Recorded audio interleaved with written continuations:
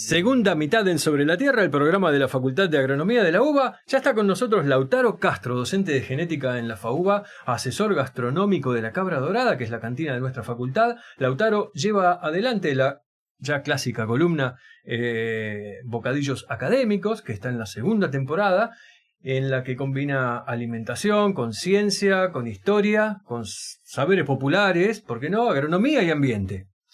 ¿Qué haces, Lautaro? ¿Cómo te va? Estoy muy bien, muy contento de volver. Sí, nosotros también. Tardamos este año en arrancar. Tarde, pero estoy seguro. muy contento, sí.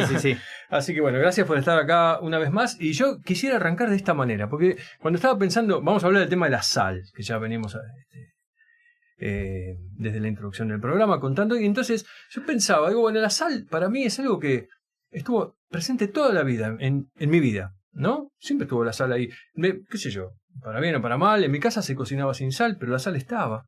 Y creo que un poco nos pasa eso a todos, y si uno extrapola mal, medio que la sal siempre estuvo ahí para todo el mundo. Ahora, la pregunta es, qué sé yo, ¿qué papel cumplió la sal a través de la historia para las civilizaciones, si siempre estuvo ahí? Bien, bueno, la sal no solo condimenta la comida, sino que ha condimentado la historia. Fue un símbolo de poder, fue causa de rebeliones, fue hasta una moneda.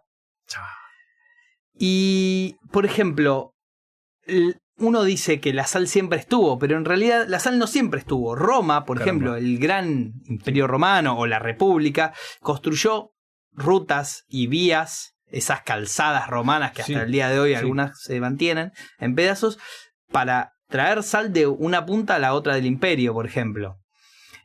China, desde hace 1500 años hasta creo que el 2014, tenía un monopolio de producción de sal.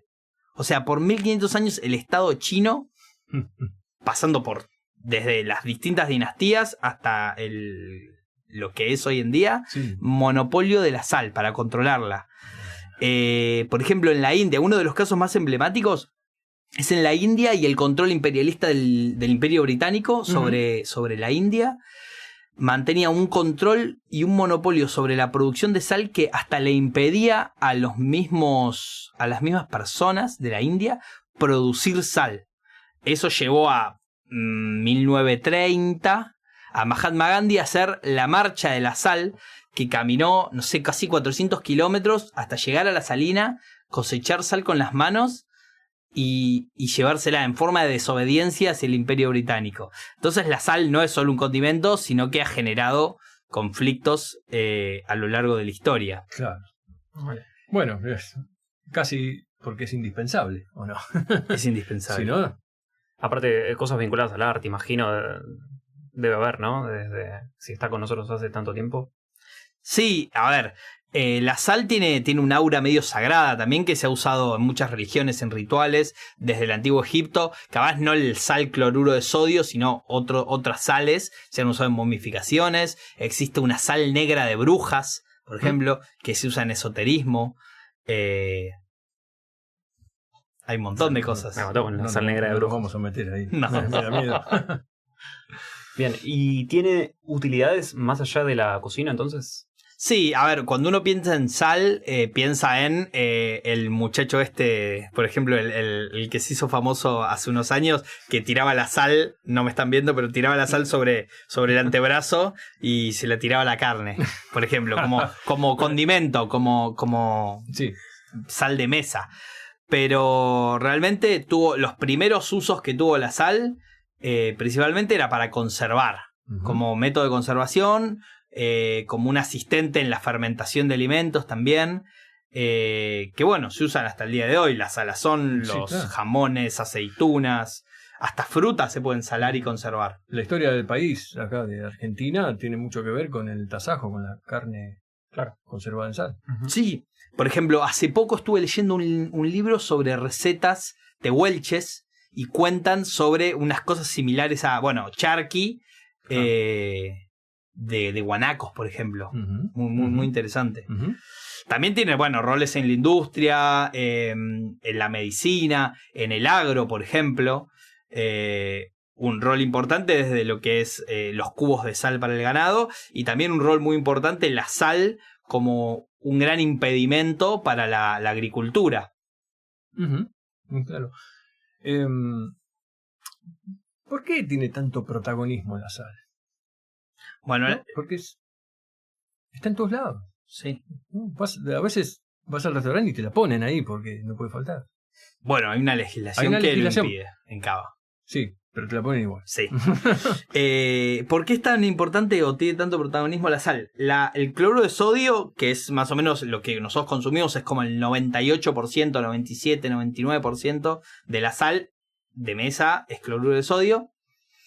Tiene algo que realza el sabor. ¿Pero qué significa realzar el sabor? Eso. Lo que hace es interactúa con nuestras papilas gustativas de forma que aumenta la percepción del gusto. ¿Eso qué quiere decir? Que hace que algunos sabores, que son sabores agradables a nuestro paladar, como los dulces, sean un poco más potentes, mientras que algunos sabores como amargos o ácidos sean menores. Sí. Por ejemplo... Lo cambia, lo modula. Exactamente. Hay gente que se acostumbra a comer sin sal, pero realmente para mí cualquier comida que tenga un poco de sal es 100% superior. Mirá vos. Hablando del gusto de la sal, perdón, ¿es la única sal que sabe? No sé si está bien la pregunta. ¿Conoces otras sales que tengan sabor? ¿O que podamos identificar como...? Bueno, en geología se usa mucho lo de probar las rocas. A ver, contanos. Yo no me acuerdo de eso. ¿Qué haces? ¿Probaste rocas? Sí, probé rocas. Por ejemplo, hay unas sales que son rosas que tienen algunas trazas de hierro. Ajá. Entonces tienen un poco de ese sabor. De hecho, hay muchas sales más exóticas que sí tienen gustos muy particulares y hasta son complicadas de usar. No es fácil. Claro, o sea, el cloruro de sodio alterado por otro elemento. Claro, lo que decía antes es que la sal es 98% cloruro de sodio, pero hay otros cloruros, hay otras sales que se incluyen en la sal. Y eso depende mucho de cuál es el origen. Claro. Hay sales más puras, sales menos puras, y mientras menos pura, bueno, tiene otras sales y otros condimentos. Claro. Y empezó a ser tan valiosa para nosotros, humanidad, por estas propiedades de conservación y bla, o fue al revés el proceso. No sé, le dimos una entidad más sagrada y después nos dimos cuenta que podíamos conservar alimentos con eso. ¿Se sabe eso? Sí. Eso es una muy buena pregunta. Yo vine acá adivinando, corregime, que no sé, tenía muchas propiedades para la conservación de los alimentos, eso prolongó nuestra vida, etcétera, y empezó a ser valiosa. A ver, no yo creo que no lo tengo tan claro y estoy hablando desde el sin saber. Es lo que nos gusta, sí, contanos.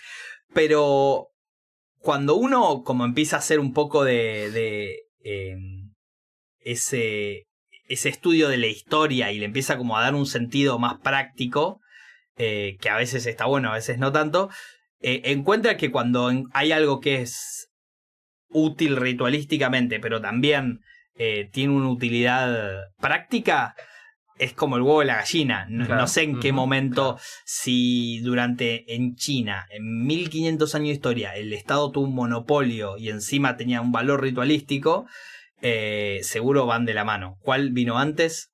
Yo creo, tengo una idea del control de los pueblos a partir del aparato estatal o lo que sea, así que imagino que viene más de ese lado. Claro. Bien, me gusta. ¿Y te quedaste satisfecho? Me quedé satisfecho, sí. Gusto estar en la boca. ¿Sigue siendo la reina de los condimentos? ¿O perdió este protagonismo del que hablabas con Paul? Para mí sí. A ver. ¿Por qué? Hoy en día, con la globalización y gracias a la sal que pudimos hacer viajes de ultramar, porque hasta que no existía la sal, hasta que no existieron los frigoríficos en los barcos, ¿qué se hacía? Se llevaba ganado vivo o salado. Ganado vivo. Sí, en pie. En pie. Entonces, gracias a la sal, no solo que pudimos conseguir pudimos ir a las Islas Molucas y traer cardamomo, o a la India pudimos traer nuez moscada, maciz. Entonces, yo creo que es como la madre de todas. Gracias a la sal pudimos hacer esos viajes y encontrar todo. Y hoy en día, con la globalización, yo en mi alacena tengo todos los condimentos que se les pueden ocurrir y más. Ujú. Pero ninguno cumple el rol de la sal de realzar así los sabores. Bueno, glutamato monosódico, está bien. Monosódico, igual, tiene un poco de sodio. Sí. Yo creo que no hay forma de reemplazarla. Podemos tener pimentones, pápricas. Podemos tener pápricas de eslavas, de España, de Salta, de Jujuy. Todas entre ellas tienen sus cositas, pero pueden ser reemplazables. La sal, no. Es insustituible. Y actualmente encima hay tantos tipos de sales distintos que hasta se gourmetizó eso. No solo que hay muchos pimentones, muchos condimentos, muchos curries, Sí. muchas mezclas, sino que también hay mucha oferta de sales. Algunas más difíciles de conseguir. Y esa diversidad de sales, ¿cómo aplica a la cocina? ¿Hay mejores, peores? Algunas van mejor con ciertos platos, otras con otros. Algunas te pueden llegar a arruinar un plato si la usas mal. ¿Cómo Sí. es eso? Bueno, a ver, yo creo que está vista el dicho de que el cliente tiene siempre la razón en términos de gusto. Entonces, generalizar estas cosas a veces siempre va a encontrar alguno que diga, pero yo... Sí, claro. Principalmente hay como 3 tipos de sal, que es la sal de salina, que nosotros tenemos muchas salinas en nuestro país, sal marina. Las salinas pueden ser costeras también, pero pueden ser del continente, y las sales minerales, que son halita, Sí. que es una roca sedimentaria que viene a partir de la sal marina también. Entonces es todo un gran ciclo. Y sí, hay sales que, por ejemplo, hay una sal que es muy interesante, que es la sal negra, una sal negra de Himalaya o de Pakistán. Que no es la de las brujas, ¿no? No, pero tiene mucho azufre, que también tiene vínculos caramba. demoníacos. Pero tiene un contenido de azufre muy alto, entonces tiene como un gusto medio a huevo. Entonces usarla es un problema. Bueno, de ahí la sufre, ¿no? Claro. Sí. Es problemático usarla. Mirá vos. Nunca la vi. No, yo tampoco. No conozco. O sea, sí fotos, pero nunca la tuve. Bien, hay otras sales extravagantes, así como esta que mencionás, que no tengan tanta relación con lo demoníaco y lo oscuro que estás trayendo. Sí, hay muchas sales que se usan en la gastronomía más de especialidad. La más común, que hasta, no sé, hace 10 años capaz era más rara, que es la flor de sal, la fleur de sel, que es la sal en escamas, sal Maldón, que se obtiene como... es todo un proceso que es bastante más simple, pero se obtiene a partir de la evaporación de agua y que queda la sal en forma de escamas. Claro, yo sé de gente que hizo sal. Bueno, si se puede hacer, digamos, Sí, pero que hizo escamas. Sí. A veces te quedan escamitas mejores, a veces te quedan peores. Hay que mejorar un poco el proceso. Esa es como la más común de las que casi nadie tiene en su casa. Pero después hay sales, por ejemplo, hay una sal que es la que yo ahora quiero conseguir, que es la sal de bambú púrpura. Sí, es una sal que se toma la sal de escamas, se mete adentro de un bambú.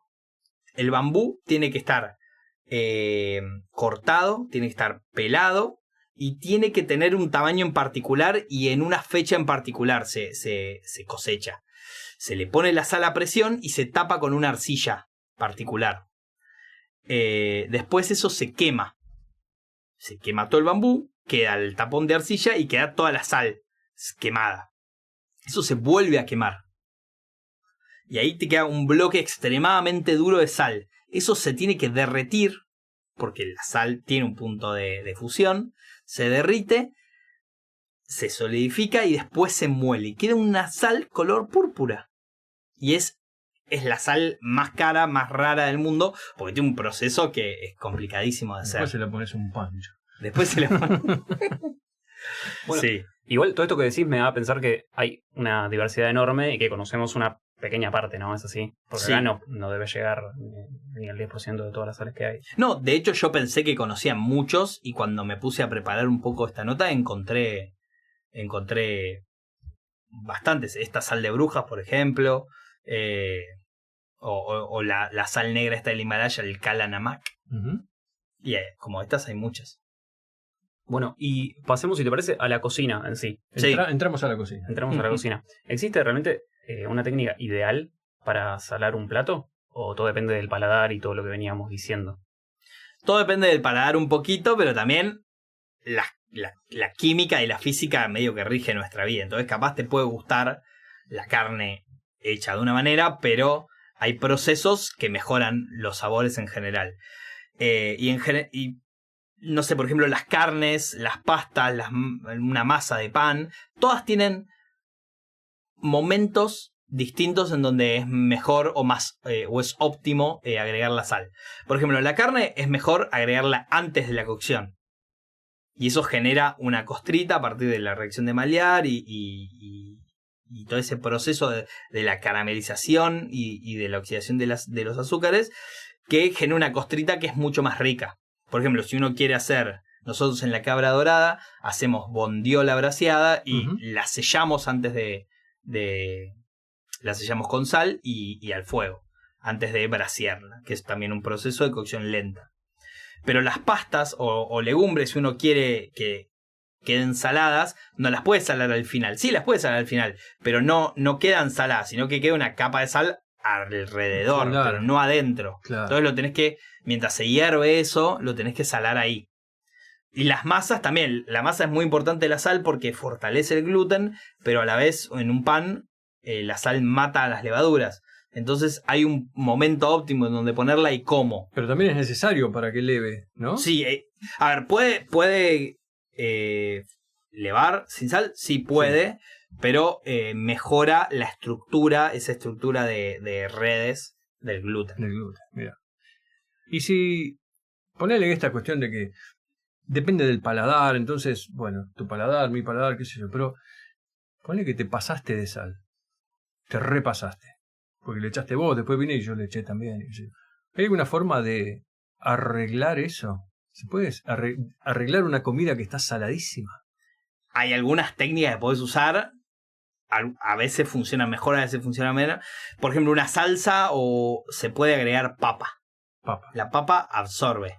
Entonces, si vos le agregas papa, después tenés que tener cuidado que no se te pase para que no te forme parte de tu plato. Claro. Pero si vos le agregas papa, por ejemplo, absorbe un poco la sal. Ah, pero eso es para salvar un plato, o sea, esa claro, papa después salvarlo, claro. la echás. Okay. Sí. Claro, qué problema, ¿no? Porque a veces en algunos restaurantes que no vamos a mencionar pasa esto, ¿no? Que te traen la comida bastante pasada.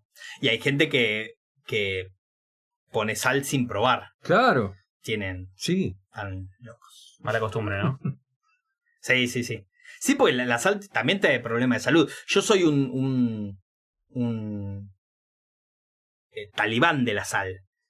Yo siento que si vos no cocinás con sal, te estás perdiendo muchísimas cosas. Después también hay problemas de salud que te pueden impedir decir, bueno, yo cocino sin sal porque tengo hipertensión. Pero bueno, esto yo me lo imagino así como la gente que escucha música con ciertos auriculares que potencian los graves. Después eso se normaliza. Y cuando escuchás una música con los graves como se debe, ¿no? Jorge aprueba. Te parece que están lavados, que no tiene fuerza. Sí. Si vos te acostumbras a cocinar con sal siempre, te acostumbras a ese sabor y para vos pasa a ser lo normal eso. Claro. Es un debate que uno prefiere ser feliz siempre y otros prefieren la vida ascética. Y bien, en la cabra, ¿hay alguna comida en la que la sal no puede faltar? Ya sé, bueno, un poco dijiste la cuestión de la talibanés, pero... No, igual nosotros intentamos, de hecho, hacemos todo lo posible para cumplir esta legislación de Cava de no entregar sal en la mesa. También se propone dar sal en sobrecitos, sal baja en sodio y cocinar con la menor cantidad de sal posible mientras el plato más o menos sea decente. Y tenemos un plato que no es un plato clásico, pero lo hacemos bastante, que es el guanciale. El guanciale es la papá de cerdo, es una carne de cerdo curada. Y es curada con sal. Y la usamos mucho, hace poquito tuvimos un evento de cocina italiana, donde hicimos una cena de 4 pasos, con vino artesanal nuestro, con vermú artesanal italiano nuestro, con limoncello nuestro, y uno de los platos fue la carbonara, y lo hicimos con guanciale que hicimos nosotros salado en nuestro bueno. lugar con sal. Que A trajimos. esta hora es cruel escuchar esto, ¿no? Porque la panza hace ruido. Pero lo que podemos decir a la audiencia es que pueden ir a la Cabra Dorada, que no es exclusivamente de la facultad, sino que esto está abierto, incluso a veces los fines de semana también. Sí, los fines de semana estamos abiertos siempre los sábados y el segundo fin de semana de cada mes, sábados y domingos. Y tenemos una carta especializada en sándwiches y Vayan. tenemos vayan. más de 10 variedades distintas. Mm. Comida vegana, vegetariana y carnívora. Es bien el corazón de la facu, ¿no? Como geográficamente. Así que métanse a la facultad, caminen, van a llegar a la cantina. Pero sí, Se preguntas. los recomiendo. Sí. Preguntas. Yo tengo la última por mi parte. ¿Existe la certificación denominación de origen de sal? ¿Tenés conocimiento de algo? Porque si hay cuestiones de mineralogía que podemos asociar a Argentina, podemos decir, esta sal es argentina, solamente argentina. ¿Eso puede pasar? Sí, no sé en Argentina, pero sí la sal volcánica hawaiana, por ejemplo, es una sal que es mineral y tiene carbón activado y es con denominación de origen. Hay que ver la legislación particularmente hawaiana estadounidense, pero sí, es solo de ahí. La sal rosa del Himalaya es solo de ahí, muchas veces viene de Pakistán también, y en realidad lo que consumimos nosotros generalmente es una sal teñida. Pero sí, existe esa denominación. O la sal esta de bambú púrpura es una sal específica de esta región en China. Se me cayó toda la columna. Lautaro, gracias por venir. Estuvo Gracias espectacular, a me ustedes. encantó. Es más, fue un verdadero gusto. Cuac. Vamos a un corte y venimos. Fue demasiado bueno. Y volvemos con el cierre del programa.